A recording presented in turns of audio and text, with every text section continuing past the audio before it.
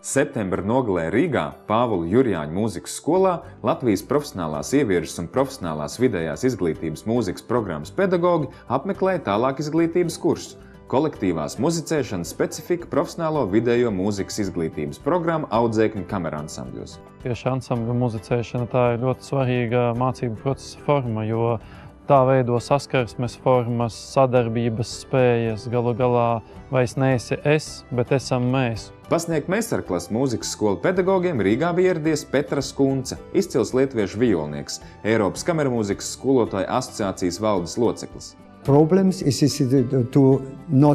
Problēma ir nevis radīt jaunus ansambļus, bet uzturēt šīs tradīcijas un veicināt izaugsmi.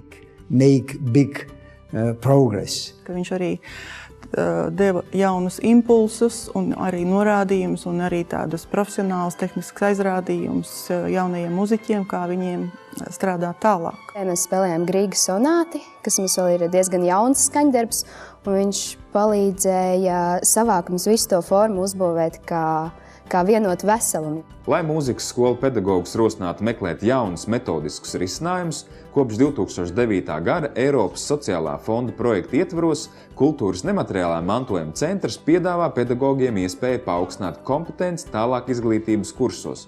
Projektu līdzfinansē Eiropas Savienība.